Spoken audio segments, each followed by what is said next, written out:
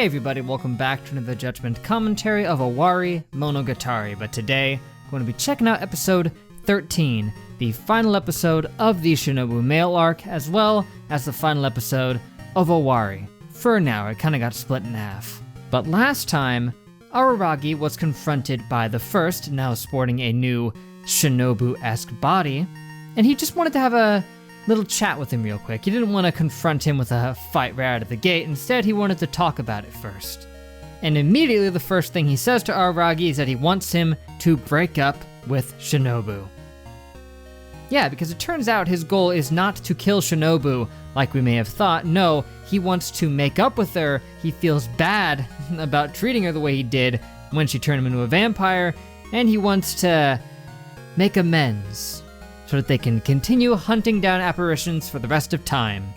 Yeah, quite the twist. I thought that he was going to want to kill Shinobu, but he had a change of heart. He regrets all the things that he said to her, and he wants them to get back together.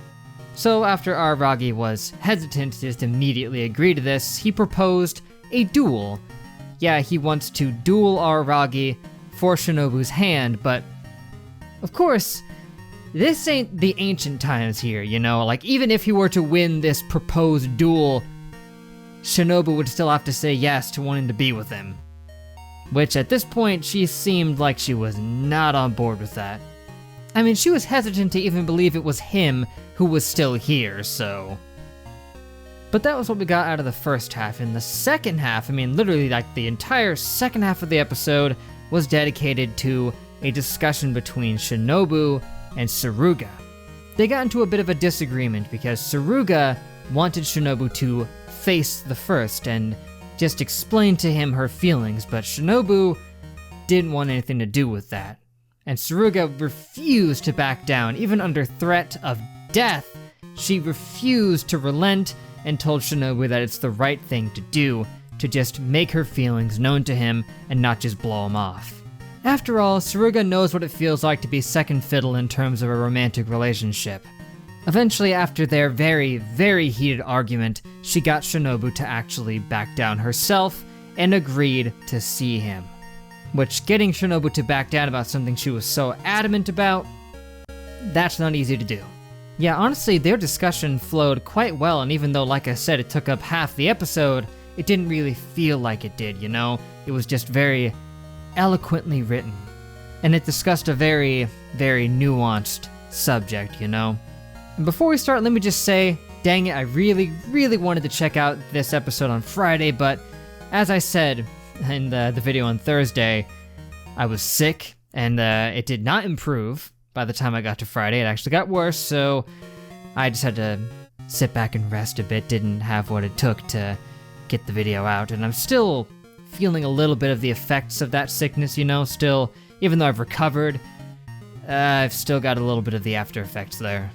So keep that in mind as we go into this, but that's enough chit chat. Let us just begin with episode 13. Well, that's the end of that chapter. That wraps up the Shinobu male arc as well as the first part of Owarimonogatari. And Owarimonogatari, as a whole, was an interesting one. There was a lot of different stuff going on here, you know? It was essentially, you know, a story told in two halves. The first one mostly being focused on Sadachi, and then the next one being entirely focused on Shinobu and the first. Sadachi's arcs had a very compelling mystery element to them, unraveling the story of her past, and it was just insanely dark and sad. And then we get to Shinobu Male, and it told a story more around, you know, love and loss. The complex feelings and emotions involved with, you know, yeah, you really care about someone, but there's someone else you also care about, but you care about this other guy more, so it gets really complicated. But how he managed to return and all of the implications of that really were interesting, because it ties all the way back to the beginning of the story here, you know, and that he came back such a long time ago because this was his hometown, and he's just been absorbing various spiritual energies this entire time, which is why he seemed to copy a lot of their abilities, like when he sent out the chimera thing with the crab and the monkey, and why he was able to make Araragi lost like the snail. And also apparently, according to a comment I saw, the reason that he has more modern ways of speaking is also because he was absorbing the energies from the town, you know? They were modern energies from modern people, therefore he started to get more modern ways of communication as a result. Then it was the fact that his form changed again, like when right at the end of the fight there, when he rushes up, he looked noticeably different. I guess he was starting to get a little bit more of his power back, but I'm trying to think if it looked familiar to anyone in particular. Maybe a little Araragi-esque, but that would be weird. All in all, I liked Owari. It tackled a lot of very complex stuff, and it did it very well, and proved to be most intriguing. But what's next on the list, as I have said a couple times, but if you have reminded me of, is Owarimonogatari. That's what's next on the list, and I think it's a weird one, right? Like, it's a bunch of smaller episodes, like each one's like 10 minutes or something. So we'll see what I'll do about that format-wise, but back on topic with the episode, it was a very nice emotional moment when Shinobu finally moved in at the last minute right before the guy died and just told him how she felt. And yeah, it's the kind of stuff that she was talking about already, that she forgives him and that she wants to be with Araragi now. She cares more about him at this point in time, but that she's glad she got to see him again, and then just scarfs him down. Ugh. Kinda grim, but it's pretty par for the course in terms of Shinobu. Otherwise, I'm not sure there's too much else to really discuss about complex themes. It was actually pretty straightforward at the end of the day.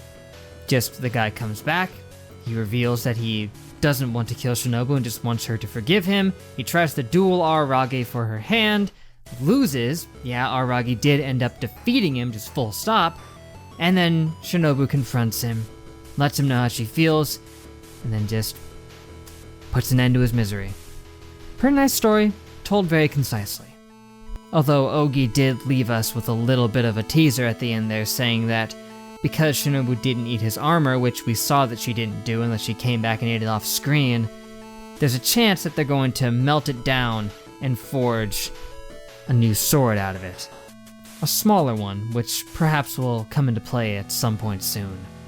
But for now, I think that's all I gotta say, guys, so thank you for watching. Make sure to leave a like and a comment if you enjoyed. Subscribe to be updated on more.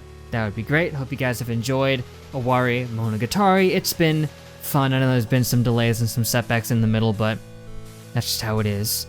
We'll see what Owarimonogatari has to offer us. I'm not sure how many episodes are involved with that one, or even what we're going to be getting into with it, but I do know that it has a weird shorter episodes thing, if I am remembering correctly. But after that, it seems like there's not much else left that's been adapted into anime form. I think it's just Owari Part 2, and then something called Zoku Owarimonogatari, I think. But we're getting ahead of ourselves. For now, that is it, guys. Thank you so much for watching once again, but till we meet again, I will see you guys later.